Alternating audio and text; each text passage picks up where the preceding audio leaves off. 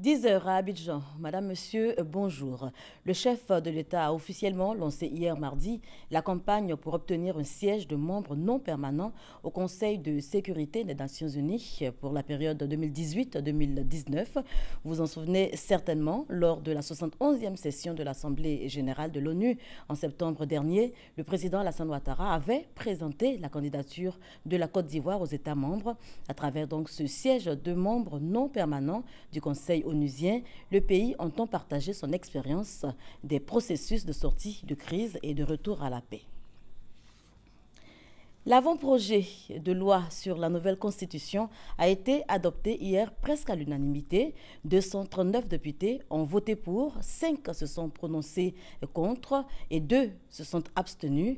Le texte a été étudié en plénière hier donc, avant le référendum prévu pour le 30 octobre prochain. Alexis Ouedraogo. 10h45, Soro Guillaume ouvre la plénière.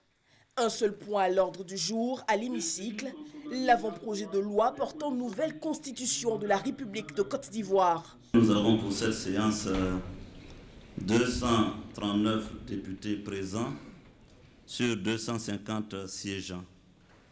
Le quorum qui est de 126 députés présents est atteint et nous pouvons valablement délibérer. La commission des affaires générales et institutionnelles est à la barre. Elle donne lecture du rapport de la session du vendredi 7 dernier.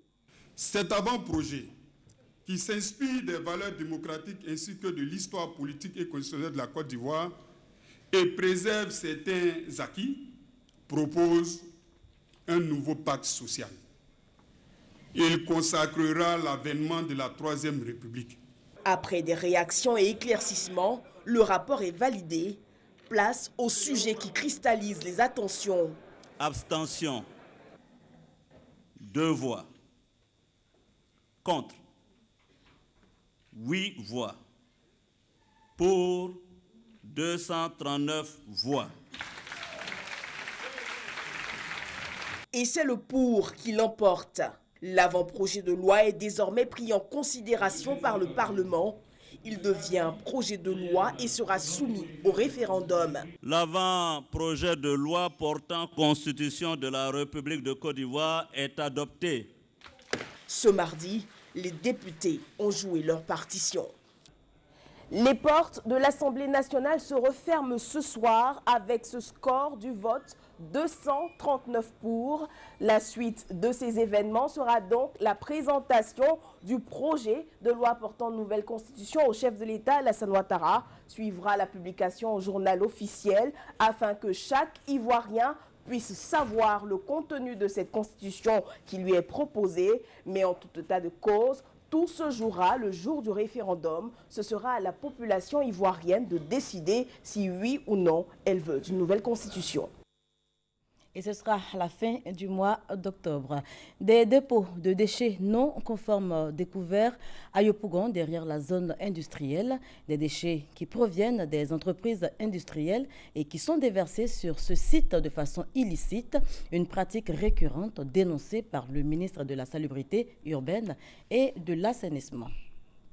Les résultats définitifs du brevet de technicien supérieur BTS 2016 sont connus.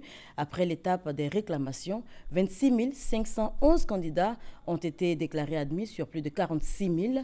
Le taux de réussite cette année est de 58,67%. Moins de 2 mois après la commercialisation du Galaxy Note 7 de Samsung, c'est l'arrêt de la production en raison de la multiplication des cas de combustion et de combustion de la batterie signalés donc à travers le monde. Samsung demande même aux utilisateurs d'éteindre leur Galaxy Note 7 en raison des risques d'explosion. Et puis en Birmanie, des violences, des affrontements entre l'armée birmane et des hommes armés ont fait au moins 12 morts ces dernières heures dans l'ouest du pays. Les tensions entre bouddhistes et musulmans sont très fortes dans cette zone en ce moment. Depuis samedi, plusieurs affrontements ont eu lieu près des postes frontières proches du Bangladesh où des hommes armés non identifiés s'en sont pris à des policiers. Je vous retrouve à 13h pour le journal.